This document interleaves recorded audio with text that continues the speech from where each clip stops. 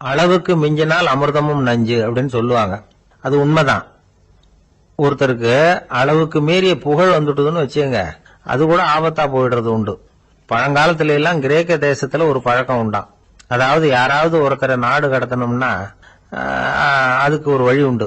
அதாவது ஒருத்தரை நாடு கடத்தணும்னு மக்கள் விரும்புறாங்கன்னு வச்சுங்களேன், அவர் பேரை ஒரு மண்பாண்ட ஓட்டுச்சில்லுல எழுதி அதை ஒரு குறிப்பிட்ட பொது இடத்துல போட்டுற வேண்டியது, அவ்வளவுதான். இது மாதிரி பல பேர் போட்டுக்கிட்டே இருப்பாங்க.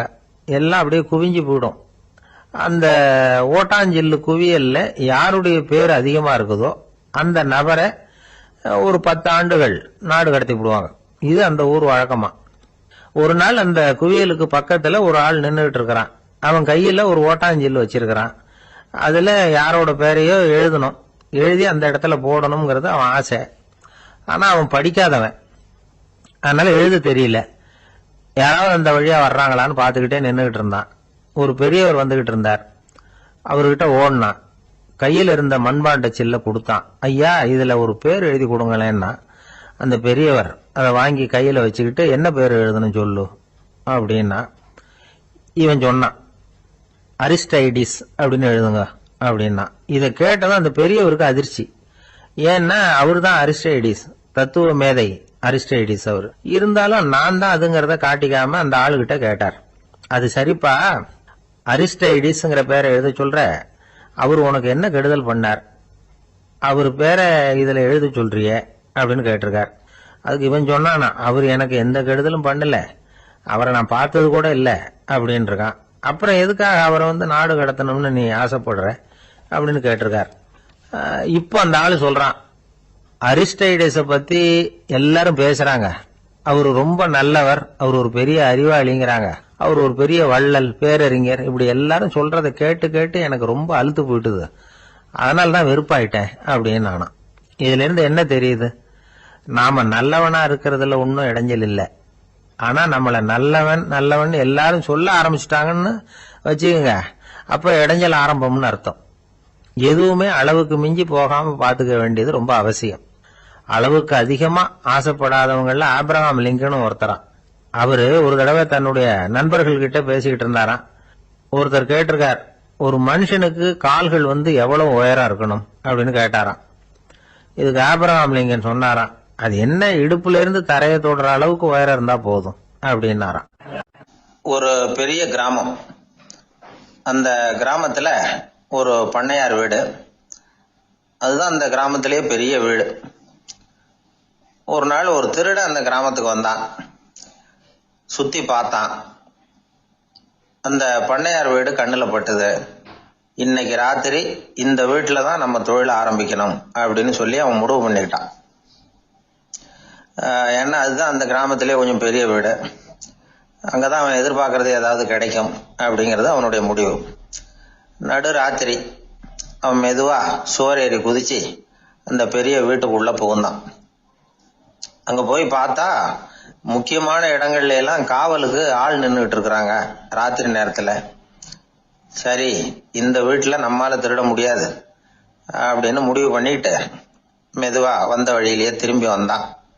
அந்த சமயத்துல காலில் ஏதோ தட்டுப்பட்டது. என்னது அப்படின்னு சொல்லி குனிஞ்சு பார்த்தா அங்க ஒரு பெரிய வெங்காய மூட்டை அடுக்கி வச்சிருக்கிறாங்க. சரி, வந்ததுக்கு வெறுங்கையோட திரும்ப வேண்டாமே அப்படின்னு சொல்லி கையில இருந்த ஒரு பெரிய பை நிறைய அதை அள்ளி போட்டுக்கிட்டான். வெங்காயத்தை போட்டுக்கிட்டு புறப்படுற சமயத்துல கப்புன்னு கழுத்துல ஒரு கை விழுந்தது. ஆள் மாட்டிக்கிட்டான். அதாவது காவலாளிகள் அவனை புடிச்சு வச்சுக்கிட்டாங்க.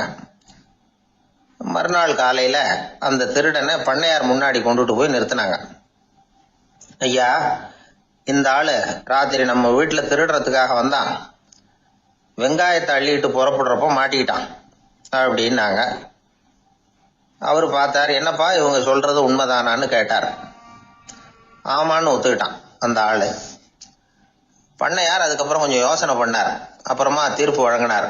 இத பாருப்பா, நீ இங்க திருட வந்தது குற்றம், அதுக்காக நீ 100 ரூபாய் அபராதம் செலுத்தணும், அல்லது 100 கசையடிகள் வாங்கணும். அதுவும் இல்லைன்னா நீயே திருடுன அவ்வளவு வெங்காயத்தையும் பச்சையா என் கண் முன்னாடியே சாப்பிட்டுணும். இதுல எந்த தண்டனைய ஏத்துக்கிறது அப்படிங்கறத பத்தி நீயே யோசனை பண்ணி முடிவு எடுத்துக்கலாம் அப்படின்னு சொல்லிவிட்டார். அதாவது இவனே முடிவு பண்ணிக்க வேண்டியது, 100 ரூபா பணம் கட்டுறியா, இல்லது சாட்டை அடி வாங்குறியா, அல்லது வெங்காயத்தை சாப்பிடுறியா, இதுதான் அவர் கொடுத்தது, நீயே முடிவு பண்ணி சொல்லுன்னு விட்டார். திருடன் கொஞ்ச நேரம் யோசனை பண்ணி பார்த்தான். அவனுக்கு இருக்கிறதுலயே ரொம்ப சுலபமா தெரிஞ்சது இந்த வெங்காயத்தையே சாப்பிட்டுறேன்ட்டான். ஐயா நான் இந்த வெங்காயத்தையே சாப்பிட்டுறேன், அதுதான் எனக்கு கொஞ்சம் சுலபமா தெரியுதுன்னா சரின்னு விட்டார் பண்ணையார். அப்படியே எல்லாத்தையும் கொண்டு கொட்டினாங்க. ஒவ்வொன்னா எடுத்து சாப்பிட ஆரம்பிச்சான். கொஞ்ச நேரம் சுவாரஸ்யமா சாப்பிட்டான். அதுக்கப்புறம் வாய் எரிய ஆரம்பிச்சுட்டுது. கண்ணு 2 செவந்து போச்சு. கண்ணுல இருந்து தார தாரையா கண்ணீர் வழிய ஆரம்பிச்சுட்டுது. ஒரே எரிச்சல். அவனால தாக்கு பிடிக்க முடியல. வெங்காயம் பாதி கூட தீரல. பார்த்தான், சரி இது நமக்கு சரிப்பட்டு வராது அப்படின்னு முடிவு பண்ணிட்டான். ஐயா என்னை மன்னிச்சுக்கங்க, இது என்னால முடியாது போல இருக்கு, பேசாம எனக்கு 100 சாட்டை அடியே கொடுத்துருங்க அப்படின்னா. அவரும் சரின்னார். சாட்டை அடி விழ ஆரம்பிச்சது. அதுவும் ஆரம்பத்துல ஒரு மாதிரியா இருந்தது. ஒரு 60 அடிகள் விழுற வரைக்கும் தாங்கினான். அதுக்கு மேல அவனால முடியல, தாக்கு பிடிக்க முடியல. ஐயா என்னை மன்னிச்சுக்கோங்க அப்படின்னு மறுபடியும் பண்ணையார் காலில் விழுந்தான். ஐயா இதுவும் எனக்கு சரிப்பட்டு வராது போல இருக்கு, பேசாம 100 ரூபா அபராதமே கட்டி போடுறேன் அப்படின்னா. அதே மாதிரி பணத்தை எடுத்து கொடுத்துட்டு அவன் பாட்டுக்கு போனான். இப்படி ஒரு கதை உண்டு. இந்த கதைய உலக புகழ்பெற்ற மனோதத்துவ மேதை எம் ஸ்காட் பெக் ஒரு உதாரணமா எடுத்து சொல்றார். எதுக்காக அவர் எடுத்து சொல்றாருன்னா, இந்த முடிவெடுக்கும் திறன் அப்படிங்கறத விளக்கறதுக்காக. வாழ்க்கையில முடிவெடுக்கிற திறன் நம்ம ஒவ்வொருத்தருக்கும் ரொம்ப அவசியம். எந்த சந்தர்ப்பத்துல எப்படி முடிவெடுக்கிறோம் அப்படிங்கறத வச்சுதான் நம்ம வாழ்க்கை அமையும். எவ்வளவுதான் பணம் இருந்தாலும் சரி, எவ்வளவுதான் படிச்சிருந்தாலும் சரி, இந்த முடிவெடுக்கிற திறன் சரியா இல்லைன்னா வாழ்க்கையில பல சறுக்கல்களை சந்திக்க வேண்டியிருக்கும். நாம முடிவுகள் எடுத்தா அந்த முடிவுகளால ஏற்படக்கூடிய விளைவுகளுக்கு நாம பொறுப்பு ஏற்க வேண்டி இருக்குமே அப்படிங்கிற பயத்தினால முடிவெடுக்கிற அதிகாரத்தை பல சமயங்கள்ல நாம மற்றவங்களுக்கு தாரவாத்து கொடுத்துடுறோம். நாமே முடிவெடுக்கக்கூடிய திறமையை வளர்த்துக்கிறது தான் ரொம்ப முக்கியம். ஒருத்தர் சொன்னார், சார் சின்ன சின்ன பிரச்சனைகள்ல எல்லாம் எங்க வீட்டுல என் மனைவி முடிவு எடுக்க விட்டுருவேன், பெரிய பிரச்சனைகள்ல எல்லாம் நான் தான் முடிவெடுப்பேன் அப்படின்னார். பரவாயில்லையே அப்படின்னு சொல்லி, சின்ன சின்ன பிரச்சனைகள்னா எதுங்க அப்படின்னு கேட்டேன். ஒன்றும் இல்லை, இந்த வீட்டு வருமானத்தை பெருக்கிறது எப்படி, வீட்டு செலவை சரி கட்டுறது எப்படி, வீட்டு செலவுக்கு வாங்கியிருக்கிற கடனை அடைக்கிறது எப்படி, இதெல்லாம் சின்ன சின்ன பிரச்சனைகள், என் மனைவி கிட்ட முடிவெடுக்கிற விஷயத்தை விட்டுருவேன்னார். பெரிய பிரச்சனை தான் நான் எடுத்துக்குவேன்னார். அப்படின்னா பெரிய பிரச்சனைன்னா எது சார் அப்படின்னு கேட்டேன். அது என்னன்னா, இந்த உலக பொருளாதாரத்தை மேம்படுத்துறது எப்படி, 21ஆம் நூற்றாண்டுல என்னென்ன சவால்களை சந்திக்க வேண்டியிருக்கும் உலகம், இதெல்லாம் நான் பாத்துக்குவேன் அப்படின்னாரு. பாருங்க, இது பிரச்சனைகள்ல இருந்து தப்பிக்கிற வழி. அதனால வாழ்க்கையில பிரச்சனைகளை சந்திக்கிறதுக்கு தயங்கக்கூடாது. அதே மாதிரி சரியான நேரத்துல சரியான முடிவு எடுக்கிறதுக்கு நாம கத்துக்கணும். அது ரொம்ப முக்கியம். ஒருத்தன் தன்னுடைய நண்பனை வழியில பார்த்தான். என்னப்பா லெட்டர் போட்டுனே கிடைச்சதா அப்படின்னா, ஓ கிடைச்சதேன்னா அவன். இவன் உடனே ஏன்டா போய் சொல்ற, நான் உனக்கு லெட்டரே போடல, சும்மா தான் கேட்டேன், உடனே கிடைச்சிட்டுதுங்கிறிய அப்படின்னா. லெட்டர் போட்டேன்னு நீ போய் சொல்றப்போ அது கிடைச்சதுன்னு நான் போய் சொல்லக்கூடாதா அப்படின்னானா அவன். இப்படிப்பட்டவங்க சில பேர் இருந்தா கூட இன்னைக்கு கடிதம் மூலமா தொடர்பு கொள்ளாதவங்க இருக்கவே முடியாது. அந்த அளவுக்கு அது அவசியமான ஒன்னாயிட்டுது. இந்த அஞ்சல் அட்டைகள் எப்படி ஆரம்பமாச்சு தெரியுமா? ஆஸ்திரியா நாட்டுல ஒரு பேராசிரியர் இருந்தார். அவர் பேரு இம்மானுவேல் ஹெர்மன். அவர் ஒரு நாள் ஒரு பத்திரிகையில கட்டுரை எழுதினாராம். இது நடந்தது 1869. அவர் எழுதின கட்டுரையில மக்கள் அதிகம் செலவில்லாம ஒருத்தருக்கு ஒருத்தர் தகவல் பரிமாறிக்கிறது எப்படி அப்படிங்கறத பத்தி எழுதியிருந்தார். அதுக்கு சில யோசனைகளை அவரே எழுதியிருந்தாராம். எப்படின்னா, அந்த கட்டுரையை எல்லாரும் படிச்சு பார்த்திருக்கிறாங்க. அவர் சொன்ன யோசனைகள் என்னன்னு. அது அரசாங்கத்தின் கவனத்துக்கு போச்சான். ஆகா, இது அவர் சொல்ற யோசனை நல்லா இருக்கும் போல் இருக்கு அப்படின்னு அவங்களே நினைச்சிருக்கிறாங்க. அவ்வளவுதான். உடனே அந்த யோசனையை நடைமுறைக்கு கொண்டுட்டு வந்தாங்களாம். பேராசிரியர் இம்மானுவேல் ஹெர்மனின் யோசனைப்படி அச்சடிச்ச அரசு முத்திரையோட அரசாங்கம் அஞ்சல் அட்டைகளை வெளியிட ஆரம்பிச்சுதான். 1869 அக்டோபர் 7ஆம் தேதி இது நடந்திருக்கு. உலகின் முதல் அஞ்சல் அட்டை வெளிவந்த நாள் அது. அப்பதான் அதுக்கு பேர் என்ன தெரியுமா? அதாவது கரஸ்பாண்டிங் கார்டு அப்படின்னு பேராது. அதுக்கப்புறம் என்ன ஆச்சுன்னா உடனடியாக அமெரிக்காவிலேயே இது மாதிரியான கார்டுகளை வெளியிட ஆரம்பிச்சிட்டாங்க. அங்க இதுக்கு என்ன பேர் தெரியுமா? Postal card. அதுக்கப்புறம் 1870 இங்கிலாந்துலயும் இதை வெளியிட்டாங்களாம். அதை வெளியிட்ட முதல் நாள் அன்னைக்கு என்ன நடந்தது தெரியுமா? மக்கள்லாம் ஏதோ நியாய விலை கடையில நிக்கிறது மாதிரி பெரிய பெரிய கியூ வரிசையில நின்று இதை வாங்கினாங்களாம். நம்ம நாட்டுல முதல் அஞ்சலகம் 1927 கல்கத்தாவில் ஆரம்பமாயிருக்கு. இன்னைக்கும் அஞ்சலகம் இல்லாத இடமே இல்லை. அந்த அளவுக்கு அஞ்சல் போக்குவரத்து அதிகமாயிருக்குது. அன்னைக்கு உள்நாட்டுல ஒருத்தருக்கு ஒருத்தர் தகவல் பரிமாற்றம் செய்து கொள்ள மலிவான ஒரு அஞ்சல் அட்டையை அரசாங்கம் வெளியிடலாம் அப்படின்னு பேராசிரியர் எழுதின கட்டுரை இன்னைக்கு எந்த அளவுக்கு ஆகியிருக்கு பாத்தீங்களா? ஒருத்தன் ஒரு தபால் பெட்டிக்கு பக்கத்துல தலைய வச்சுக்கிட்டு அவன் பாட்டுக்கு நின்றுட்டு இருந்திருக்கான். அங்க இருந்து இன்னொருத்தன் கேட்டிருக்கான் என்ன ஆச்சுன்னு. கொஞ்ச நேரத்துக்கு முன்னாடி இந்த தபால் பெட்டியில ஒரு கார்டு எழுதி போட்டேன், விவரம் எல்லாம் நல்லா தான் எழுதியிருக்கிறேன், ஆனா அட்ரஸ் எழுத மறந்துட்டேன் அப்படின்னு நானா.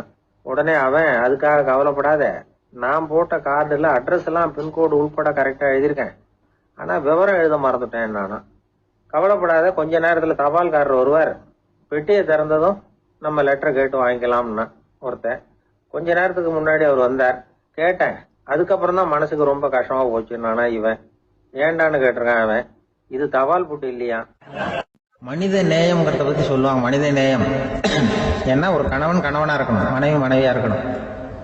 ஒரு மனுஷன் இன்னைக்கு மனிதனாக இல்லை, மனித நேயம் குறைஞ்சு போச்சு. எது குடும்ப உறவுகள்லாம் ரொம்ப மாறி போச்சுன்னு சொல்லலாம். இப்ப நாகரிகத்தில் அப்படிதான் இருக்குது. ஒரு இதுல ஒருத்தன் என்ன பண்ணிருக்கான், ஒரு சின்ன பையனை கொண்டு வந்தானா. ஒரு சின்ன பையன் பக்கத்துல இருக்கான். ஒரு பெரியவர் கேட்டிருக்காரு, யாரப்பா அந்த பையன் அப்படின்னு கேட்டிருக்காரு. இவன் சொன்னானா, இந்த பையன் எனக்கு தூரத்து உறவுன்னு இருக்கான். சரி, தூரத்து உறவுன்னா எப்படி அப்படின்னு கேட்டிருக்கான். இந்த பையன் எங்க அப்பாவுக்கு 8வது புள்ள அப்படின்னு நானா. கூட பிறந்தவனே அவ்வளவு தூரமா போயிட்டான், 8வதா பிறந்தான். அப்படி இருக்கு குடும்ப உறவுகள்ங்கிறது. மனுஷனுக்கு வேல்யூ விஞ்ஞானம் எப்படி போட்டிருக்குன்னா, ஒரு மனித உடம்புல இருக்கிற கால்சியத்தை மட்டும் தனியாக எடுத்தா ஒரு சின்ன ரூமுக்கு வெள்ளை அடிக்கலாமா. ஒரு மனுஷ உடம்புல இருக்கிற பாஸ்பரஸை மட்டும் தனியாக எடுத்தா ஒரு 40 நெருப்பு வச்சு தயார் பண்ணலாம். ஒரு மனுஷ உடம்புல இருக்கிற இந்த கொழுப்பு சத்தை மட்டும் தனியாக எடுத்தா ஒரு 7 சோப்பு கட்டி தயார் பண்ணலாம். அது மாதிரி ஒரு மனுஷ உடம்புல இருக்கிற இரும்பு சத்தை மட்டும் தனியாக எடுத்தா ஒரு 2 அங்குல அணி 2 செய்யலாம். இவ்வளவுக்கும் விலை போட்டா 42 ரூபா 50 காசு. இதுதான் மனுஷனுக்கு விஞ்ஞானம் போட்டிருக்கிற விலை. அது எப்போ அது ஒசரும்னா, அவன் மனுஷனா இருக்கிற வரைக்கும் இருக்கிறப்ப. அதுவும் செத்து போனா அதுவும் கிடையாது, செத்து போனா அதுவும் குறைஞ்சிரும். மிருகங்களுக்கெல்லாம் அப்படி இல்லை, செத்ததுக்கு அப்புறம் விலை கூடும். அங்கெல்லாம் எல்லா ஊர்லயும் பாத்தீங்கன்னா உயிர் கோழி 50 ரூபா, உரிச்ச கோழி 60 ரூபான்னு போட்டுருவோம். செத்ததுக்கு அப்புறம் 10 ரூபா அதிகம். மனுஷன் நீ உயிர் மனுஷன் 42 ரூபா 50 காசு, செத்ததுக்கு அப்புறம் 52 ரூபான்னா நீயே வச்சுக்கிடாது, எனக்கு எது கண்டு போடும். அவன் எப்ப அவனுக்கு வேல்யூ கூடும்னா, மனிதனாக வாழும்பொழுதுதான் வேல்யூ கூடும். குடும்பத்துல அந்த பாசத்தோட வாழணும்னு கடவுள்கிட்ட கேட்டு சொன்னாங்களே, அதுதான். இந்த சமூகம்ங்கிறதும் ஒரு பெரிய குடும்பம் தான். அதனாலதான் இந்த நாட்டுக்கு உள்ள பெருமையை எல்லாரும் ஒற்றுமையா இருந்தா எதையும் சாதிக்கலாம்ங்கிறது தான் இந்த நாட்டுக்கு உள்ள பெருமை. அப்படி நிரூபிச்சோம். அதனால சமூகம்ங்கிறதும் ஒரு குடும்பம் மாதிரி இருக்கிறது தான் பெருசு. இப்போ சில இதெல்லாம் இப்போ ஜாதி மத வேறுபாடெல்லாம் நம்முடைய முன்னேற்றத்தை தடுக்கும். விலங்குகள் நம்மளோட மேலானது. அதான் ஒரு ஊர்ல ஒரு சிவன் கோயில் இருந்துதான். சிவன் கோயில்ல அந்த புறாவெல்லாம் வளர்ந்துகிட்டு இருந்திருக்கு. அந்த மாடத்துல, சிவன் கோயில் மாடத்துல புறாவெல்லாம் கூடி இருந்திருக்கு. உடனே அதுக்கு கும்பாபிஷேகம் பண்றதுக்காக ஊர்ல திட்டம் போட்டாங்க. சிவன் கோயிலுக்கு வெள்ளடிக்க ஆரம்பிச்சாங்க. வர்ணம் பூச ஆரம்பிச்சதும் அதுக்கு சாரம் கட்டுவாங்கல்ல, இந்த குச்சியெல்லாம் வச்சு சாரம் கட்டுவாங்க. உடனே இந்த புறாவெல்லாம் என்ன பண்ணிச்சான், இனிமே நம்ம இங்க வெள்ளை அடிக்கிறாங்க, கும்பாபிஷேகம் வருது, நம்ம இங்க குடியிருக்க முடியாது, எதிர்த்தாப்புல எங்க போகலான்னு பார்த்துருக்கு. இந்த உயரம் கோபுரத்துல இருந்த புறாவெல்லாம் எதிர்த்தாப்புல ஒரு மாதா கோயில் இருந்திருக்கு, சர்ச்சு. அங்க சில மாடங்கள்ல புறாவெல்லாம் இருக்குது, சில மாடம் இருக்கு. உடனே நம்மெல்லாம் அங்க போயிடும் கொஞ்சம் காலத்துக்குன்னு எல்லாம் புறப்பட்டு இந்த மாதா கோயிலுக்கு போயிடுது. அங்க போனா அங்க இருக்கிற புறாவோட சேர்ந்து இதுவும் குடியிருந்துட்டு இருக்கு. கொஞ்ச நாள் என்னாச்சு, அங்க கிறிஸ்துமஸ் வந்துட்டுது. கிறிஸ்துமஸ் வந்ததும் சரி இங்கேயும் வெள்ளடிக்க ஆரம்பிக்கிறாங்க. நம்ம மறுபடியும் எங்கடா போறதுன்னு பார்த்தா அங்க இருக்கிற புறாவோட சேர்ந்து இதுவும் சேர்ந்து நேரா ஒரு பள்ளிவாசல் இருந்தது. எதுக்கு அங்க இருக்கிற மாடத்துல போய் அங்க குடியேறிட்டது எல்லாம். அங்க போனா அங்க ரமலான் மாசம் ரம்ஜானுக்காக அதையும் புதுப்பிக்க ஆரம்பிச்சாங்க. இது என்ன பண்றதுன்னு சொல்லி இந்த 3 செட்டு புறாவும் சேர்ந்து என்ன பண்ணுச்சு, எங்க போலான்னு பார்த்தா மறுபடியும் அதுக்குள்ள இந்த சிவன் கோயில்ல கும்பாபிஷேகம் முடிஞ்சு போச்சான். முடிஞ்சிருக்கு, அங்க போடுவோம் எல்லாரும் சொல்லி எல்லா புறாவும் அந்த சிவன் கோயிலுக்கு வந்துட்டுது. அங்க போய் மாடத்துல குடியிருந்துட்டுது. அப்போ திடீர்னு ஒரு நாள் பார்த்தா ஒரே கலவரம் பூமியில எல்லாம் ஒருத்தன் அருவாளை தூக்கிட்டு நிற்கிறான், குச்சி எடுத்து ஒருத்தனை சுட்டுக்கிறான், ஒரே கலவரம், சத்தம், ஒரே மத கலவரம் வந்துட்டுது ஊர்ல.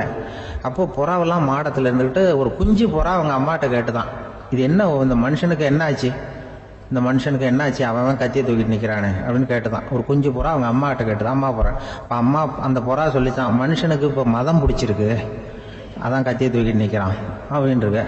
இப்போ நமக்கெல்லாம் பிடிக்கலையே அப்படின்னு தான். அப்போ அந்த புறா சொல்லிச்சான், அந்த பாருமா, நாம் இந்த சிவன் கோயிலில் இருந்தாலும் நமக்கு புறான்னு தான் பேர், இந்த மாதா கோயிலுக்கு போனாலும் நமக்கு புறான்னு தான் பேர், பள்ளிவாசலுக்கு போனாலும் நமக்கு புறான்னு தான் பேர். அந்த மனுஷன் அப்படி இல்லை, அவன் இங்கே இருக்கிற வரைக்கும் இந்துன்னு சொல்லுவான், அங்கே மாதா கோயில் இருந்தான்னா கிறிஸ்தவன்னு சொல்லுவான், பள்ளிவாசலில் இருந்தான்னா முஸ்லீம்னு சொல்லுவான். அப்போ குஞ்சு புறா, அது என்ன இப்படி பண்ணுறாங்க மனுஷங்க, இப்போ அவங்கள விட நம்ம வசதி போல் இருக்க, நம்ம தேவலாம் போல் இருக்க அப்படின்னு தான் அந்த குஞ்சு புறா. அப்போ அந்த தாய் புறா சொல்லிச்சான், உண்மைதான், அதனால தான் நம்ம மேலான இடத்துல இருக்கிறோம், அவன் கீழே நிற்கிறான் இன்னமும் அப்படின்னு சொல்லிச்சான். இதுதான் அந்த குடும்பம்ங்கிறது, சமுதாயம்ங்கிறது ஒரு பெரிய குடும்பம். அது இந்த புறாகிட்டேருந்து மனுஷன் கற்றுக்க வேண்டியிருக்கு. அப்படி இருக்குது இன்னைக்கு மனுஷனுடைய நிலைமை.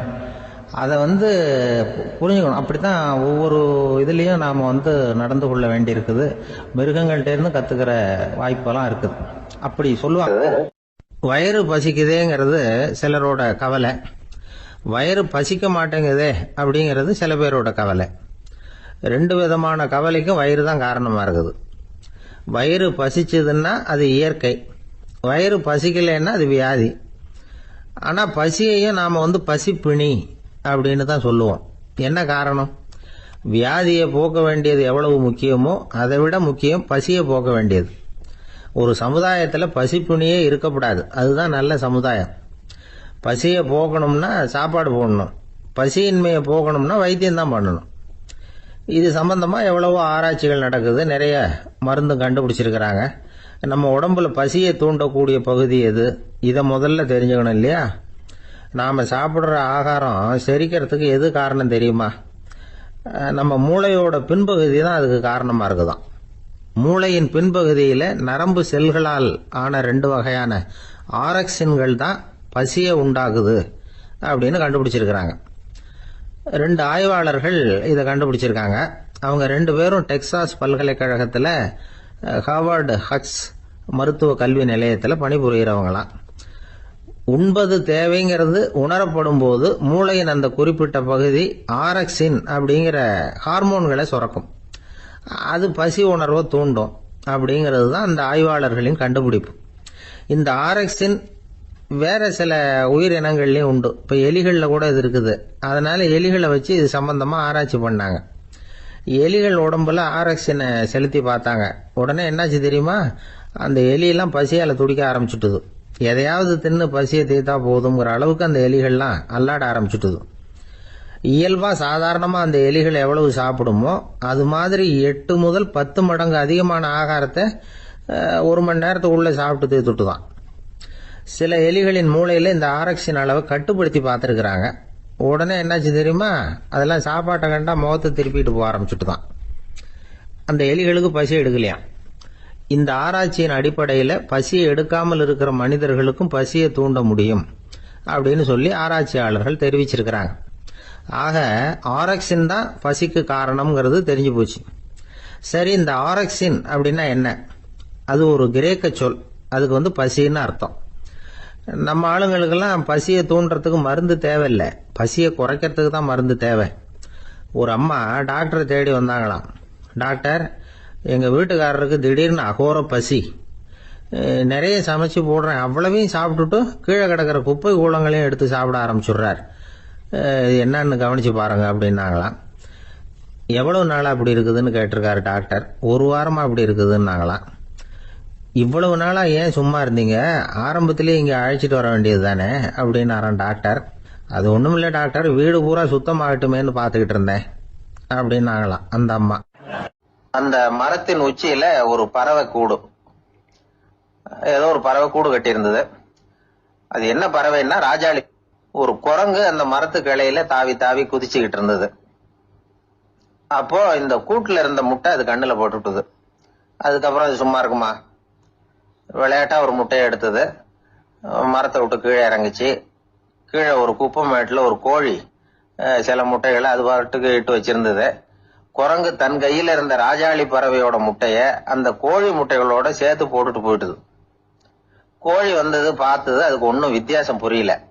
தன்னுடைய முட்டைகளோட சேர்த்து அந்த ராஜாளி முட்டையையும் சேர்த்து அடைகாத்துது.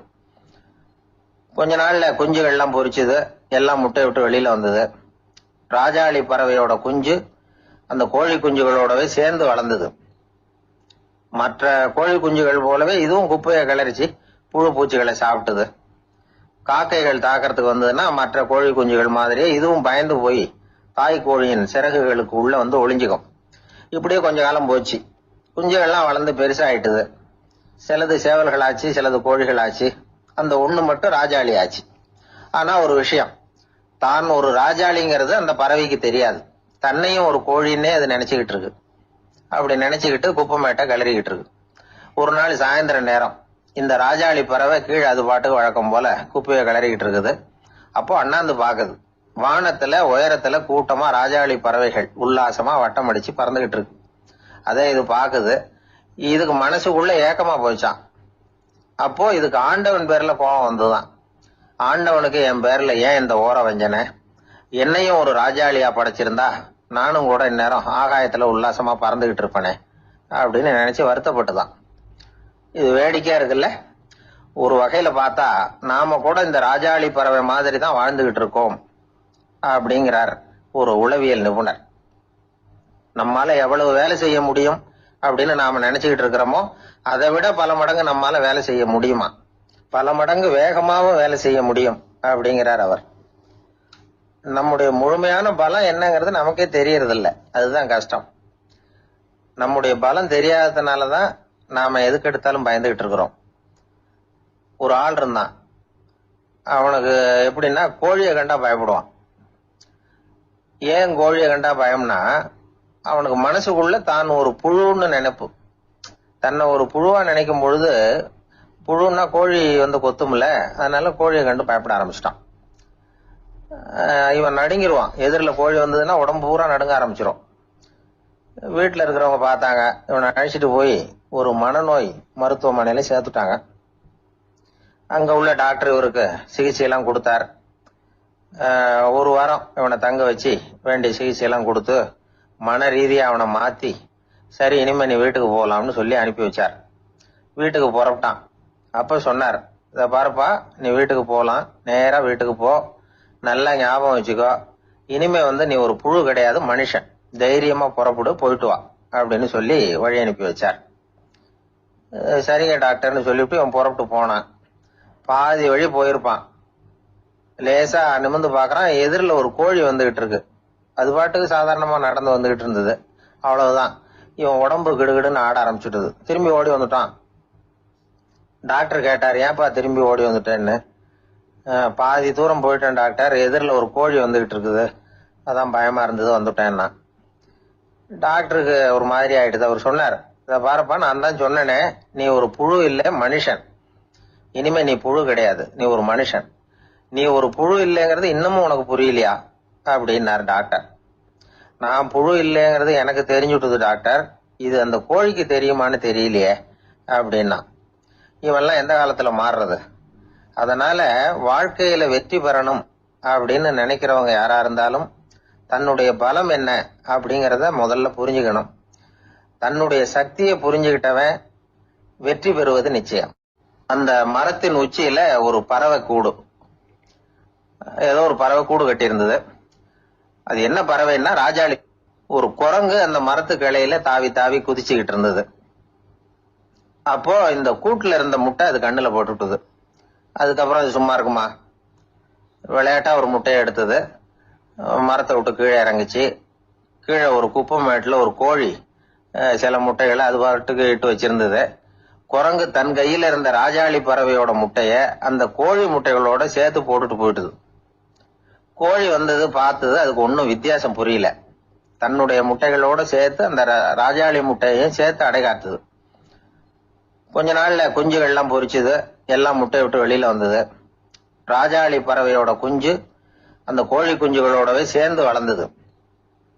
மற்ற கோழி குஞ்சுகள் போலவே இதுவும் குப்பையை கிளறிச்சு புழு பூச்சிகளை சாப்பிட்டது. காக்கைகள் தாக்கிறதுக்கு வந்ததுன்னா மற்ற கோழி குஞ்சுகள் மாதிரியே இதுவும் பயந்து போய் தாய் கோழியின் சிறகுகளுக்கு உள்ள வந்து ஒளிஞ்சுக்கும். இப்படியே கொஞ்ச காலம் போச்சு. குஞ்சுகள்லாம் வளர்ந்து பெருசாயிட்டுது. சிலது சேவல்களாச்சு, சிலது கோழிகளாச்சு. அந்த ஒண்ணு மட்டும் ராஜாளி ஆச்சு. ஆனா ஒரு விஷயம், தான் ஒரு ராஜாளிங்கிறது அந்த பறவைக்கு தெரியாது. தன்னையும் ஒரு கோழின்னே அது நினைச்சுக்கிட்டு இருக்கு. அப்படி நினைச்சுக்கிட்டு குப்பமேட்டை கிளறிக்கிட்டு இருக்கு. ஒரு நாள் சாயந்தர நேரம் இந்த ராஜாளி பறவை கீழே அது பாட்டுக்கு வழக்கம் போல குப்பையை கிளறிக்கிட்டு இருக்குது. அப்போ அண்ணாந்து பாக்குது. வானத்துல உயரத்துல கூட்டமா ராஜாளி பறவைகள் உல்லாசமா வட்டம் அடிச்சு பறந்துகிட்டு இருக்கு. அதே இது பாக்குது. இதுக்கு மனசுக்குள்ள ஏக்கமா போச்சான். அப்போ இதுக்கு ஆண்டவன் பேர்ல கோபம் வந்துதான். ஆண்டவனுக்கு என் பேர்ல ஏன் இந்த ஓர வஞ்சனை? என்னையும் ஒரு ராஜாளியா படைச்சிருந்தா நானும் கூட இந்நேரம் ஆகாயத்துல உல்லாசமா பறந்துகிட்டு இருப்பேனே அப்படின்னு நினைச்சு வருத்தப்பட்டுதான். இது வேடிக்கையா இருக்குல்ல? ஒரு வகையில பார்த்தா நாம கூட இந்த ராஜாளி பறவை மாதிரி தான் வாழ்ந்துகிட்டு இருக்கோம் அப்படிங்கிறார் ஒரு உளவியல் நிபுணர். நம்மால எவ்வளவு வேலை செய்ய முடியும் அப்படின்னு நாம நினைச்சுக்கிட்டு இருக்கிறோமோ அதை விட பல மடங்கு நம்மால வேலை செய்ய முடியுமா? பல மடங்கு வேகமாவும் வேலை செய்ய முடியும் அப்படிங்கிறார் அவர். நம்முடைய முழுமையான பலம் என்னங்கிறது நமக்கே தெரியறது இல்ல. அதுதான் கஷ்டம். நம்முடைய பலம் தெரியாததுனாலதான் நாம எதுக்கு எடுத்தாலும் பயந்துகிட்டு இருக்கிறோம். ஒரு ஆள் இருந்தான். அவனுக்கு எப்படின்னா கோழியை கண்டா பயப்படுவான். ஏன் கோழியை கண்டா பயம்னா, அவனுக்கு மனசுக்குள்ள தான் ஒரு புழுன்னு நினைப்பு. தன்னை ஒரு புழுவா நினைக்கும் பொழுது, புழுன்னா கோழி வந்து கொத்தும்ல, அதனால கோழியை கண்டு பயப்பட ஆரம்பிச்சிட்டான். இவன் நடுங்கிருவான். எதிரில் கோழி வந்ததுன்னா உடம்பு பூரா நடுங்க ஆரம்பிச்சிடும். வீட்டுல இருக்கிறவங்க பார்த்தாங்க. இவனை அழைச்சிட்டு போய் ஒரு மனநோய் மருத்துவமனையில சேர்த்துட்டாங்க. அங்க உள்ள டாக்டர் இவருக்கு சிகிச்சை எல்லாம் கொடுத்தார். ஒரு வாரம் இவனை தங்க வச்சு வேண்டிய சிகிச்சை எல்லாம் கொடுத்து மன ரீதியா அவனை மாத்தி, சரி இனிமே நீ வீட்டுக்கு போகலாம்னு சொல்லி அனுப்பி வச்சார். வீட்டுக்கு புறப்பட்டான். அப்ப சொன்னார், இத பாருப்பா, நீ வீட்டுக்கு போகலாம், நேரா வீட்டுக்கு போ, நல்லா ஞாபகம் வச்சுக்கோ, இனிமே வந்து நீ ஒரு புழு கிடையாது, மனுஷன், தைரியமா புறப்படு, போயிட்டு வா அப்படின்னு சொல்லி வழி அனுப்பி வச்சார். சரிங்க டாக்டர்னு சொல்லிவிட்டு அவன் புறப்பட்டு போனான். பாதி வழி போயிருப்பான். லேசா நிமிர்ந்து பாக்குறான், எதிரில் ஒரு கோழி வந்துகிட்டு இருக்கு. அது பாட்டுக்கு சாதாரணமா நடந்து வந்துகிட்டு இருந்தது. அவ்வளவுதான், இவன் உடம்பு கிடுகிடுன்னு ஆட ஆரம்பிச்சுட்டது. திரும்பி ஓடி வந்துட்டான். டாக்டர் கேட்டார், ஏன்பா திரும்பி ஓடி வந்துட்டேன்னு. பாதி தூரம் போயிட்டேன் டாக்டர், எதிரில் ஒரு கோழி வந்துகிட்டு இருக்குது, அதான் பயமா இருந்தது வந்துட்டேன்னா. டாக்டருக்கு ஒரு மாதிரி ஆயிடுது. அவர் சொன்னார், இத பாருப்பா, நான் தான் சொன்னேனே, நீ ஒரு புழு இல்லை, மனுஷன். இனிமே நீ புழு கிடையாது, நீ ஒரு மனுஷன். நீ ஒரு புழு இல்லைங்கிறது இன்னமும் உனக்கு புரியலையா அப்படின்னாரு டாக்டர். நான் புழு இல்லைங்கிறது எனக்கு தெரிஞ்சுட்டுது டாக்டர், இது அந்த கோழிக்கு தெரியுமான்னு தெரியலையே அப்படின்னா. இவெல்லாம் எந்த காலத்துல மாறுறது? அதனால வாழ்க்கையில வெற்றி பெறணும் அப்படின்னு நினைக்கிறவங்க யாரா இருந்தாலும் தன்னுடைய பலம் என்ன அப்படிங்கறத முதல்ல புரிஞ்சுக்கணும். தன்னுடைய சக்தியை புரிஞ்சுக்கிட்டவன் வெற்றி பெறுவது நிச்சயம்.